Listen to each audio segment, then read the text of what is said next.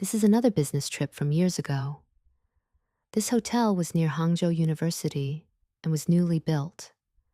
The outside looked modern, and the lobby was bright and spotless. I checked in at the front desk and confirmed again that I had booked a non-smoking room.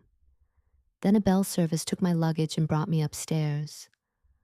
My room was on the third floor, but when we got out of the elevator, he didn't walk toward a normal hallway. Instead, he pulled my luggage straight toward the fire exit door, opened it, and walked into the stairwell. I was confused about why my room was behind the fire exit, inside the stairwell area. I asked him, "Why is my room here? Can I change rooms?" He said, "All the non-smoking rooms are here. If you're willing to switch to a smoking room, I can ask the front desk for you." Then he opened the room door, and honestly, the room looked nice. There was a huge glass window, bright natural light, new furniture, strong heating, and a very big bed. So I compromised. The first night was mostly fine. The only strange thing was a banging sound from the ceiling in the middle of the night. It was annoying, but I turned up the TV music, rolled over, and slept pretty well. The next day was beautiful and sunny, and when I finished the factory visit, the fog suddenly rolled in.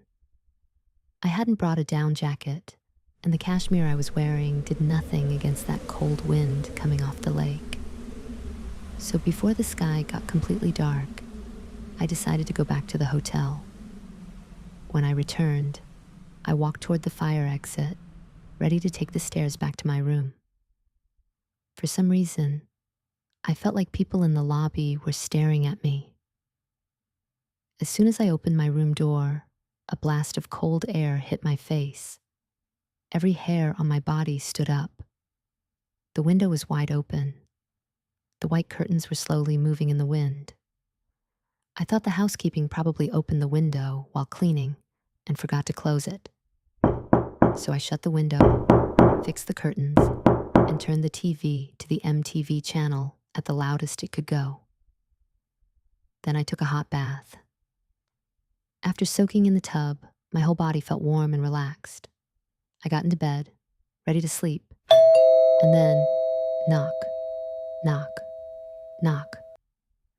Someone was at the door. I dragged myself out of bed and looked through the peephole. No one was there. I whispered to myself, "Don't play with me." I was just about to turn around and go back to bed when, ding dong. This time the doorbell rang.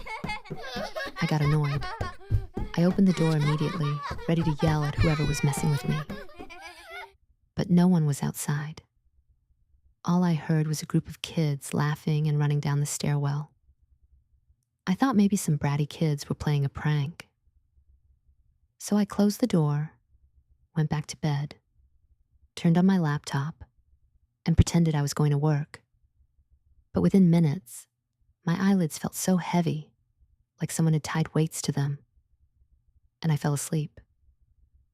That night, I had a strange dream. In the dream, I was on a battlefield. There were bodies and body parts everywhere. In the distance, fires were burning. The sky was so low that it felt like it was pressing down on me. Then suddenly, the sky collapsed. I couldn't move. That pressure became so real that I woke up.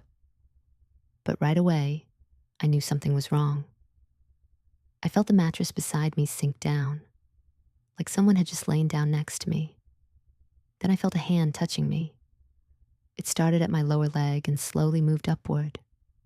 My whole body froze. I wanted to move, but I couldn't. Whatever it was didn't stop.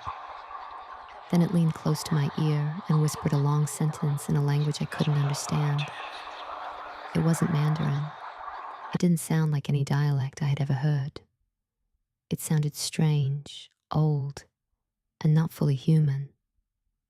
I don't know where the strength came from, but in that moment, a protective chant suddenly appeared in my mind. I used every bit of strength I had and shouted it inside my head. And just like that, I was released. But at the same time, everything went black. I passed out again. When I woke up, it was already after 8 a.m. My whole body was sore. I was dizzy. My throat hurt. And I felt like I had been sick all night. Then I pulled off the blanket to get out of bed, and I saw there were several bruises on both of my legs. I didn't want to stay in that room for another second. I started packing immediately. When I checked out, I told the front desk that some kids had been running up and down the stairwell the night before, and they should remind the parents to be careful. The front desk staff looked confused.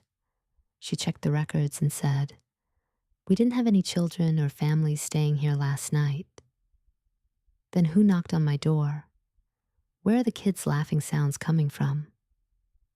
That same day, I flew back to Taiwan and went straight to a temple for a cleansing ritual and a spiritual shock cleansing. The temple host looked at me and asked only one thing. Where had you been? Did you go to a mass grave or something? Why are there so many ghosts behind and following you?